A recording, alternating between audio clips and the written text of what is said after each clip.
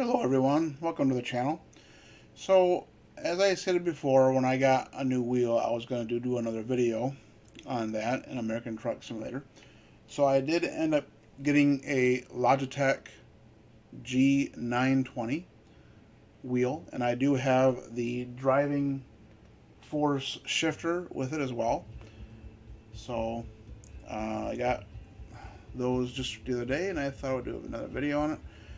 So I have been messing a lot with the settings, and the other one was very stiff. I didn't like how it was so stiff. You could tell that it was not made very good.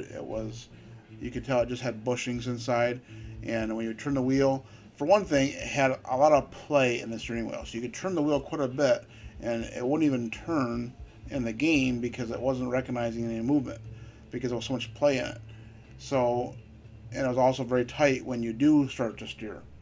So it made for very jerky driving, and it just wasn't fun, wasn't pleasant. This one here, I thought, well, this is pretty stiff as well, but then it's because this is gear driven. It's got ball bearings in it, and you can adjust how stiff it is. So when I found that out, I realized you can adjust all that. That's how it defaults when you first hook it up. So let me go out and show you some things.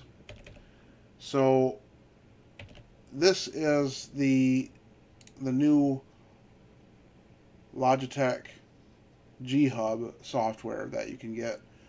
Now you've also got this the Logitech gaming software, and this here does not recognize my wheel. I use this for my keyboard. So I got a Logitech keyboard. It also does not recognize my trackball, which is kind of weird. Now, I'm going to show you something that I learned. Now, this is I got this from this Zabby. This is how you can change. You can fix your stiff brake fix. If you go into, you go into here and you type in USB game controllers, or just game, and it comes up with this setup USB game controller. You click on this. Now you click on the G920. You click on properties, and of course you can move the wheel. You can hit the accelerator, the brake, the clutch, things like that. All the buttons, make sure they all work. If you go into settings, you can hit reset to default, and you can calibrate it. So I'll go ahead and do that. So you go to next, make sure everything's centered, and you're just going to turn the wheel all the way to its extreme left and to the right.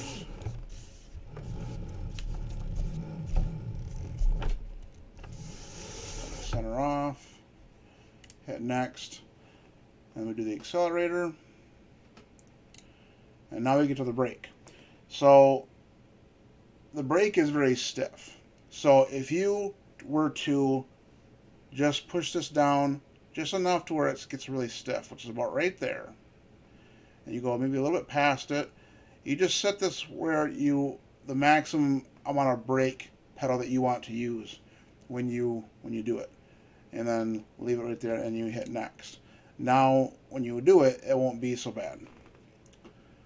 You'll have, you won't have the full travel, but it won't be quite as stiff. You can brake as normal, and it won't be that bad. So another thing I wanted to show you was in the G Hub software, because like I said, it doesn't recognize my wheel in this one here. I use this one here. If you click on this, you can configure all the buttons and things here. You can click on the wheel. You can see it does have the full 900 operating range all the way over, so it's 450 each side. And it's set to default to 81. This is how I have it set right now. If you click on up here, these are all the profiles. Now the nice thing about the software in the 920 is that when you load up a game that supports it, it will actually detect the software, it'll detect the steering wheel, and it'll create a profile for it. So you can see I got one right here. I can click on this, and I can make changes, and I can see I'm making changes to the American Truck Simulator profile. If I click on this, this is how I've got mine set up. I've got mine limited to only 360 operating range, and I got the sensitivity set to 100. So, and then that Zabby also said, you know, he recommends to uncheck this here, leave this off, the centering spring and non-force feedback games. He did some research on that, he said, and he said that people recommend you turn that off. So these are the two settings I set on here. And now the rest of the settings, you can go and do that inside the game. So I noticed that when you're driving, it seems to be that when you're turning it, it's not real sensitive. You can turn it quite a ways. Like you can actually turn the thing halfway, and before it even starts to seems like it's even turning anything at all. So I've got these here set all the way to the right. So the steering sensitivity and the steering non-linearity. So I have those set down there, and it seems to be a good setting right there where I have it now. And then you go down to, you can see I have the 8 shifter here selected, and I have it set to range. So if you click on the input wizard, I'll show you the different ones. If you click on controllers, click on the 8 shifter, these are the different types. So if you do range, then you have to have a button that will change it over from the first set, the second set, and the third set of the 6 gears. Then if you do range, if you do a splitter, it sets it up like this. So the first gear, of course, is first. Then you go down, that's third, and then fifth and seventh. And then the other, another button, you hit another button and you switch it over to these ones here. This to me is too confusing. Then this is really confusing. This is the range splitter. So I go the range, and then you're going to want to select other menu. You want to select a button, or 2 buttons actually, that will your shifter toggle 1 and toggle 2. So I've got those set. Now keep in mind that when you do these are going to be actually backwards, because I've got this the set 1 set to, I put it on the left paddle, and I put the second set on the right paddle, and it's actually reversed. So I have it set to, this is actually the right paddle now, and this is the left paddle. So now it makes more sense. So we're going to go in here.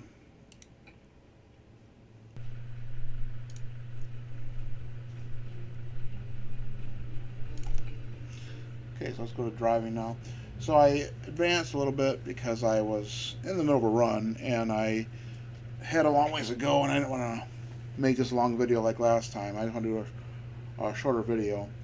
I should have picked a shorter route last time when I did the other video, but anyway, here we are in, and now typically when I play this, I don't, for the first 1 through 10, 1 through 11 gears, I skip every other gear.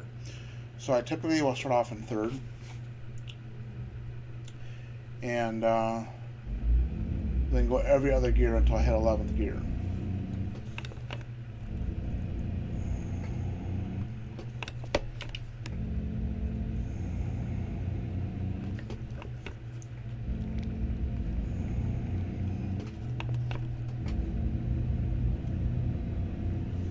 And I'm in 11th, I'm going to go 12th. Now I gotta use the other paddle to get to 13th.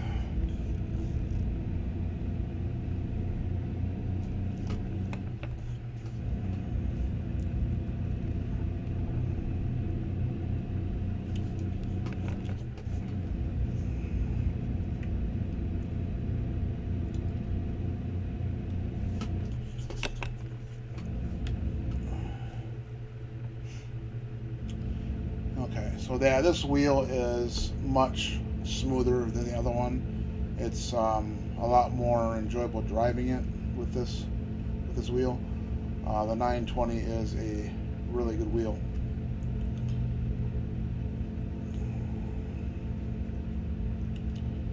So the big thing is to remember that when you set those your second set and the third set, you know, the toggle for set one, toggle one, toggle two.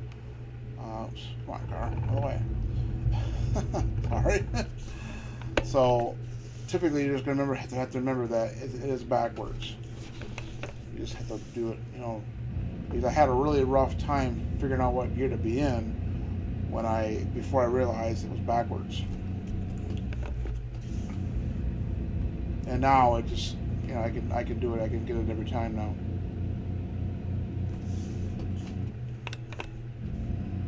Okay.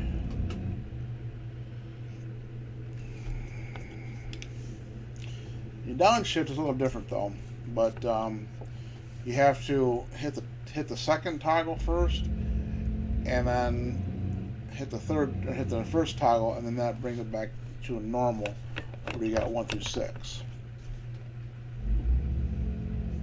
So downshifting is a little bit weird.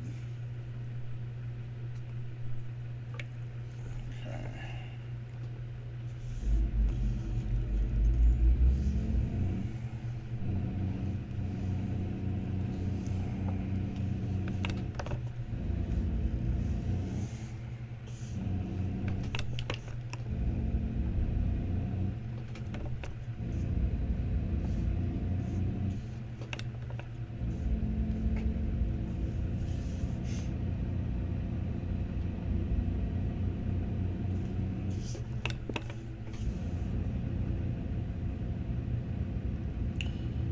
Okay, we got 1 more mile to go.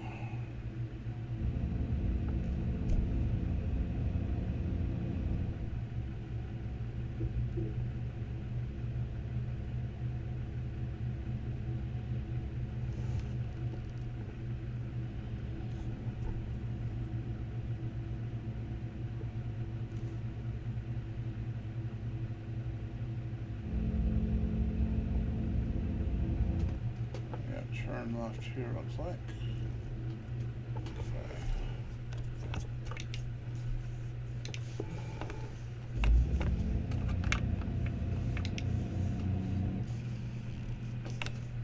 It's probably too high of a gear, but that's okay.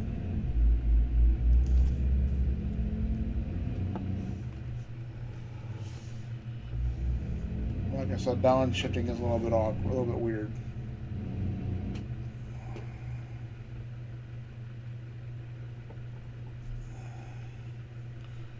And also not knowing exactly what gear to put it in when you do downshift.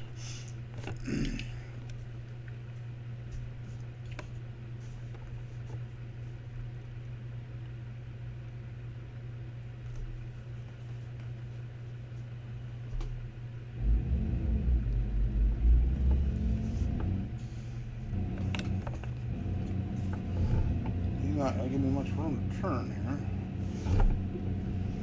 Just made it. Okay. And I believe that's where I got to turn into. Okay.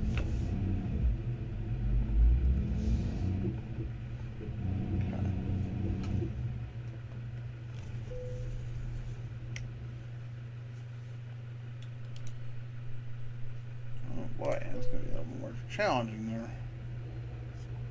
Where do we got to go? Right there. Okay.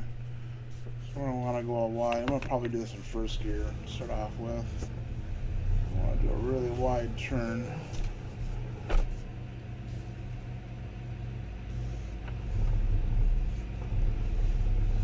And I'm probably not going to get it quite up there. I'm probably going to have to back it up.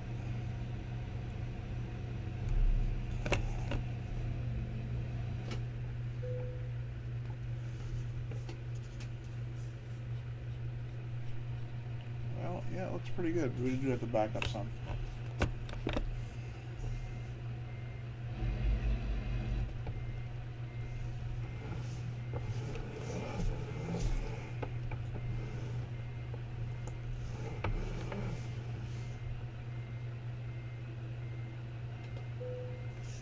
That's pretty good.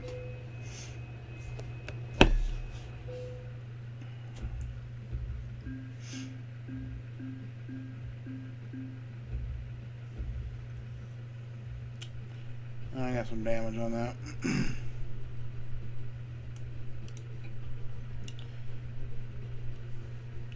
So that is the G920 from Logitech with the driving force shifter. Like I said, you know, I want to reiterate enough that you just have to make sure that when you do this, these are reversed or backwards.